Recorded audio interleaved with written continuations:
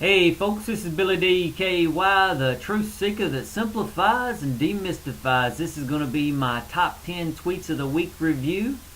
The first tweet of the week is if your ego isn't engaged, you view the world as energy flows to be managed.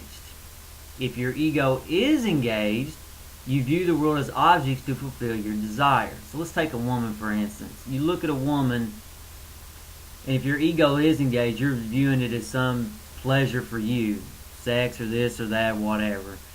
If your ego's not engaged, you're just viewing it for what it truly is, an energy flow, and you're thinking, does this, and it's to be managed. You're thinking, how can I help, and does it fit my life right? And it's a total different way of looking at things, because the desire's out of your mind, so you're seeing it for what it really is. Anyway, desire stems from ego. I desire that for me. What is me? Ego. What is ego? Ego is this sense of self that we have. That's, you ain't going to necessarily agree with this, but you don't really exist. And I know it's hard to believe, but you don't exist the way you think you do. Let me say it that way. You're basically nothing more than an energy flow. If you could look at your life each year as a second, boom, boom, boom, boom, boom. You look at everybody's life like that. You start seeing it. It's just an energy flow. It's like you start out young, you get older, blah, and then you die. It's over. Everybody's life is the same. It's just an energy flow pattern, if you will. I know it's gonna be hard for a lot of you to handle the egos. You never heard it before. It's gonna be hard on you. Okay. Next one. If you want to perceive the essence, you have to let go of the details. And people give me trouble about this all the time. Oh, you didn't get that name right. Oh, you didn't say that word right. You didn't spell this right. You didn't. And they don't understand.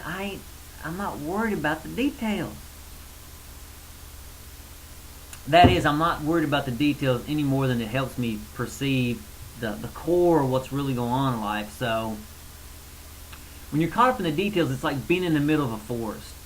When you're not caught up in the details, you walk out of the forest and you get up on top of the mountaintop and you're looking down on everything.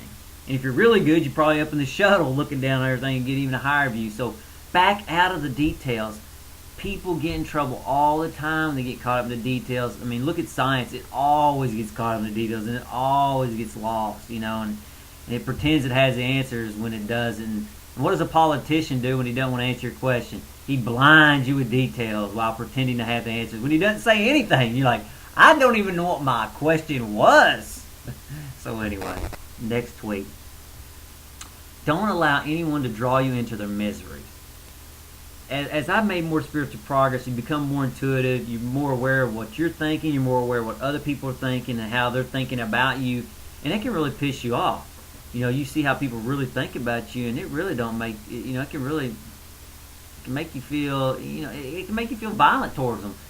And so, what happens is people can draw you into their misery, but really what they're revealing is your own problems that you still have left. So don't allow people to draw you in their misery. You're walking in the street, some guy's got a bad attitude, you're looking at it and you're taking it personal. Well, it's not personal, he's just got a bad attitude. Just walk around. But if your ego's engaged, like, oh yeah, you want some of it? I'll teach you a lesson. So don't allow other people to draw you into their misery. And I'm not talking about just fighting, just everything in life. Don't, like these flaming wars in online, don't get involved in it. They're just drawing you into misery. Next tweet.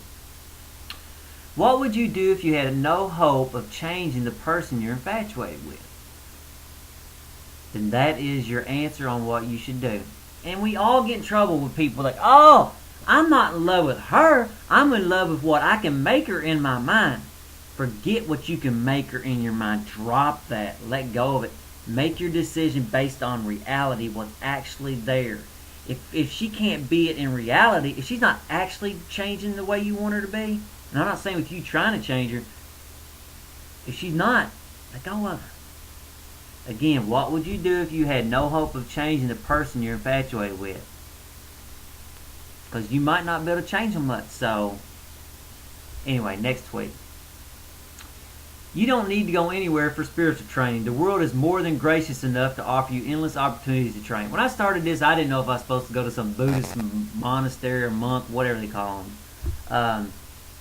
And really, you don't have to go anywhere because life is more than gracious enough to offer you all kinds of insults and actually going to some, gosh, I can't think of the name, some Buddhist place, and get away from the world. That you're not being forced to deal with real issues. So, everybody's nice to you and this and that. That ain't real life. That's utopia. That's destruction if you stay there too long. Anyway, if you gotta go, go. But I'm just saying, in general, you can do it right where you're at. The universe is growing right where you're sitting, so you don't have to go nowhere. Next tweet. Use the micro smile to protect your mind from hatred. And when I say micro smile, I don't mean, instead of this, no, not even that, just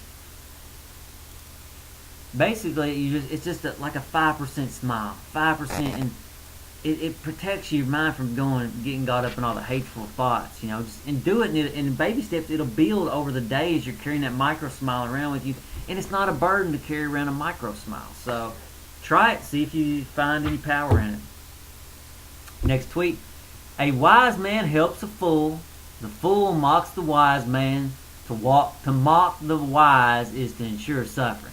And this has been happening to me here at home sometimes. People mock me because they don't understand, the sage and stuff. And, all I do is try to help them because I'm a wise man. And what do? They mock me. Why? Because they're fools. And why is that? Because their ego's getting engaged. They're viewing it from an ignorant state of, ignorant point of view. And basically, I had to learn this to protect myself from, again, I don't allow other people to draw me into their misery. I had to have this wisdom to free me from being drawn in and wanting to hurt them for mocking me.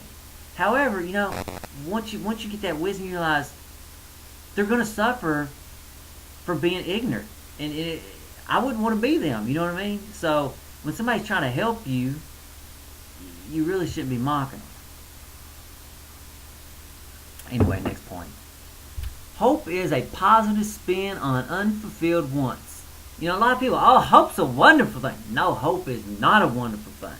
Hope is, I want that, but I can't have it now, but I know maybe I'll get it later. You know what I'm saying? Just let go of it. First you got to let go of hope. Then you let go of the wanting, and then peace will find you. What you really want is peace. When you're hopeful, again, it's wanting, it's desire. Let go of it. I know it sounds good. We want hope. We want hope. Forget hope. Let go of hope. Let go of wanting and find peace. Next tweet. Ego rejoices in victory, cries in defeat, and gets the body injured along the way. And that basically just come from Ultimate Fighting, watching the guys after they win a fight, and they're so happy when they win a fight. I'm like, you just damaged your body you're gonna be carrying around with you for the next 40 or 50 years if you live that long. So that's not really victory. And watch the guys that lose, they got a double loss. They get their body injury, probably more than the other guy, and they feel mentally bad about themselves. I'm thinking, and then not like I said, not to mention the body injury. So really, if they could have got over their ego from the very beginning, they could avoid the emotional roller coasters, the ups and downs like this. Plus, they would have avoided the injuries of the body. And during that whole time, they would have been growing spiritually on an even keel basis, on a nice, smooth, upward growth. So, again, a wise man learns at the beginning what a fool learns at the end. Next tweet. Focus on the dollar and forget the dime. A lot of people do this all the time. I do this example. I'll pull out a dollar and I'll pull out a dime and say, pick whichever one you want.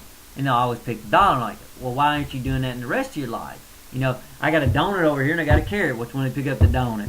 I've got a hot chick over here and I got a nice sweet girl that's not nearly as hot. But she's going to give you a lot more in the long run. They pick the hot chick. It's just like, they can do it when it's a dollar and a dime in front of them, but they can't do it when they can't see the full big picture. It's like their desires narrowed their vision to the point. I'm saying take those blinders off and see it the way it really is and make a good choice. Anyway, time's running short. If you wouldn't mind rating, and later, folks.